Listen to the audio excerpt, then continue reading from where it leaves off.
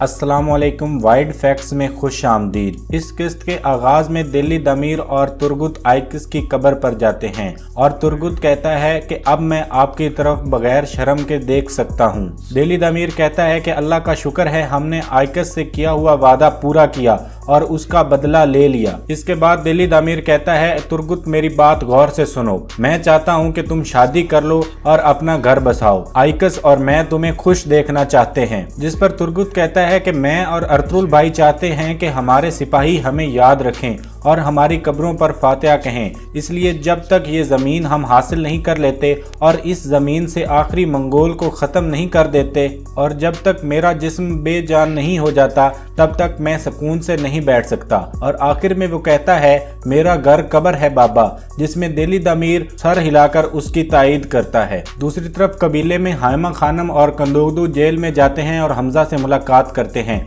कंदोगदू हमजा को पानी पिलाता है और फिर हाइमा खानम उससे बात करती हैं और कहती हैं मैंने तुम्हारा अपने बेटों की तरह ख्याल रखा। जब तुम्हारे वालिद शहीद हो गए थे तो मैंने तुम्हें अपने बेटों के साथ लिटा दिया था ताकि तुम खुद को अकेला न समझो, लेकिन तुमने क्या किया, मेरे इन अल्फाज के भी काबिल नहीं हो तुम। इतने गुनाह करने के बाद अब तुम नेक बन रहे हो। ये कहकर वो वहां से चली जाती हैं। दूसरी तरफ ताजर अफरास्याब अपने आदमी को कहता है जाकर नोयान को ढूंढो और उसे कहो मैं उसके हुक्म का इंतजार कर रहा हूँ। हाइमा खानम के जाने के बाद कंदोगदू बोलता है और हमजा से कहता है कि उन सिपाहियों की मौत के भी जिम्मेदार तुम हो जिनको तुम नोयान के पास ले गए थे। तुम्हारी वजह से वो शहादत की मौत नहीं मर सके। अल्लाह तुम पर कभी अपनी रहमत नहीं करेगा और ये जान लो कि मैं तुम्हें ट्रेनिंग एरिया में सजाए मौत दूंगा। फिर कंदोगदू एक मुलाजिम को अंदर बुलाता है और उसे कहता है कि इसे एक जाए नमाज दो। अगर इसके दिल में जरा सा भी खौफे खुदा है तो इसको नमाज पढ़ने दो।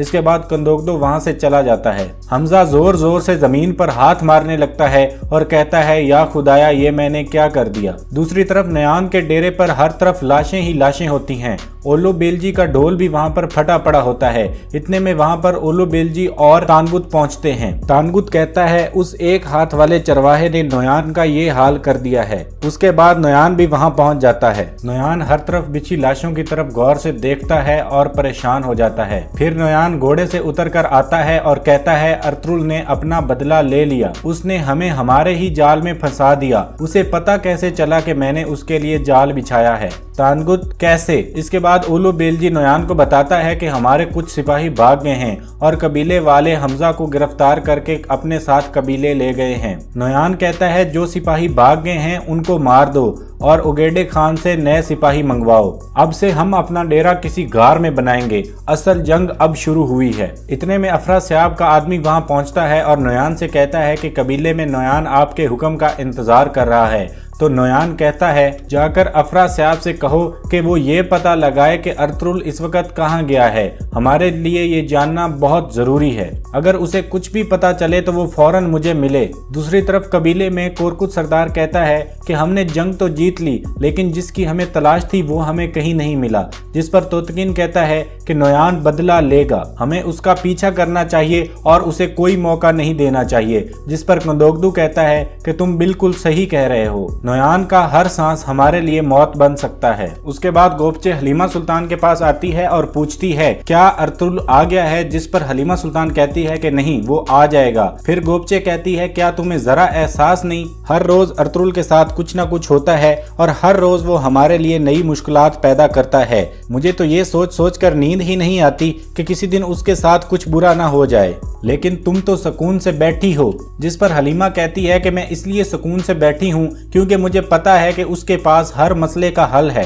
और उसकी मुश्किलात की मुझे कोई परेशानी नहीं है। इसके बाद कबीले के मरकजी दरवाजे पर मौजूद नगाड़ा बजता है और एक सिपाही हाइमा खानम के खेमे में आकर उन्हें बताता है कि अर्तुल भाई आ रहे हैं और उनके साथ एक जख्मी है। ये सुनकर वो चौंक जाती हैं और फौरन बाहर की तरफ भागती हैं। बाहर अर्तुल संगुर्तकिन को लेकर आ रहा था। हाइमा खानम संगुर्तकिन को इस हाल में देखकर रोना शुरू हो जाती हैं अर्तुगरुल घोड़े रोकता है और उसके साथी संगुर्तकिन को घोड़े से उतारते हैं और फिर हाइमा खानम बरसों के बाद अपने बेटे के चेहरे को देखती हैं। फिर अर्तुगरुल कहता है कि मैंने अपना वादा पूरा किया वालदा, मैंने आपसे वादा किया था कि संगुर्तकिन को आपसे जरूर मिलाऊंगा। इस दौरान हाइमा खानम बहुत जज्बाती हो जाती हैं और संगुर्तकिन के गले लगकर फूट फूट कर रोना शुरू कर देती हैं। इसके बाद अर्तुगरुल और कंदोगदो संगुर्तकिन को सहारा देकर खेमे के अंदर ले जाते हैं, जिसके बाद संगुर्तकिन कहता है आप परेशान ना हो, मैं बहुत जल्द ठीक हो जाऊंगा। मंगोलों का हथियार मेरे जिस्म को तो काट सकता है लेकिन मेरे जिस्म से जान नहीं निकाल सकता। मैं आपके हाथ का खाना खाने के लिए बेचैन हूँ। इतने में हकीम आर्तुक और दरवेश वहाँ पर पहुँच जाते हैं। हकीम आर्तुक सबको बाहर जाने का कहते हैं, जिस पर हाइमा खानम हकीम को कहती है कि मेरा बेटा आपके हवाले है। इसके बाद हकीम आर्तुक अपना काम शुरू कर देता है। खेमे के बाहर आयतोलन हलीमा से पूछती है अर्तुगरुल को संगुर्तकिन कहाँ मिला, जिस पर हलीमा कहती है हमें कुछ नहीं पता कि क्या हुआ है। जिस पर आयतोलन दोबारा कहती है कि अर्तुगरुल ने फिर से अपनी मर्जी की है, वो सिपाहियों को लेकर जंग पर गया ताकि अपने भाई को तलाश कर सके। अल्लाह का शुक्र है उनके साथ कुछ बुरा नहीं हुआ। जिस पर सलजान कहती है मेरे ख्याल में तो तुम खुश होती अगर कुछ बुरा हो जाता तो। जिस पर गोपचे कहती है बाजी खुदा के लिए आज के दिन तो ऐसी बातें ना करें। फिर आयतोलन कहती है इस बेअकल औरत को मैं कुछ नहीं कह सकती, इसका अल्लाह ही हाफिज है। इतने में सलजान उसकी तरफ बढ़ती है लेकिन अंदर से हाइमा खानम बाहर निकल आती हैं। कोरकुत सरदार हाइमा खानम से कहता है मेरा भांजा कैसा है, जिस पर हाइमा खानम कहती हैं भाई उसका जख्म बहुत बुरा है। फिर गमुर्तकिन अर्तुगरुल से कहता है कि तुमने संगुर्तकिन को वापस लाकर हमें बहुत खुश कर दिया है, अल्लाह उसे जल्द शफा दे। कैसे हुआ ये सब, किसने जख्मी किया इसे? जिस पर अर्तुगरुल कहता है कि नोयान और उसके आदमियों से हमारा सामना हो गया था। जिस पर तोतकिन कहता है कि ये भाई कैसे मुमकिन है, नोयान के पीछे तो तुमने हमें भेजा था। फिर गमुर्तकिन कहता है कि ये तो लाजमी है कि नोयान और संगुर्तकिन इकट्ठे हो गए थे, लेकिन मेरा सवाल ये है कि तुमने उन दोनों को तलाश कैसे किया? जिस पर अर्तुगरुल कहता है ये सिर्फ एक इत्तेफाक था, हमने मंगोलों को खत्म करने के लिए अपनी जानें वक्फ कर दी हैं। शुक्र है कि मैं संगुर्तकिन को कबीले में वापस ले आया हूँ। जिस पर तोतकिन कहता है ये कैसा इत्तेफाक है कि अर्तुगरुल उनकी गोद में जा गिरा। फिर अर्तुगरुल कहता है कि मैंने सुना है कि तुम नोयान की सारी चालों से निकल आए हो और कामयाब होकर कबीले लौटे हो, अल्लाह तुम्हें हमेशा ऐसे ही कामयाब रखे। जिस पर तोतकिन कहता है कि मसला ये नहीं है। अर्तुगरुल गुस्से से उसकी बात काटता है और कहता है कि हर गुजरते दिन के साथ साए लंबे होते जा रहे हैं, जंग हमारे सर पे है और तुम किन बातों के पीछे पड़े हो? फिर गमुर्तकिन बोलता है और कहता है कि नोयान के खिलाफ कामयाबी हमें तुम्हारी वजह से मिली है और ये हम कभी नहीं भूलेंगे। लेकिन तोतकिन सही कह रहा है, हालांकि तुम साफ दिल हो लेकिन तुम्हारे दिल के दरवाजे हमारे लिए बंद हैं। फिर तोतकिन कहता है ये दरवाजे खोले बगैर हम तुम पे कैसे एतमाद कर सकते हैं? इतने में हाइमा खानम बोल पड़ती हैं और कहती हैं बहुत हो गया, ये वक्त इस तरह की बातें करने का नहीं है।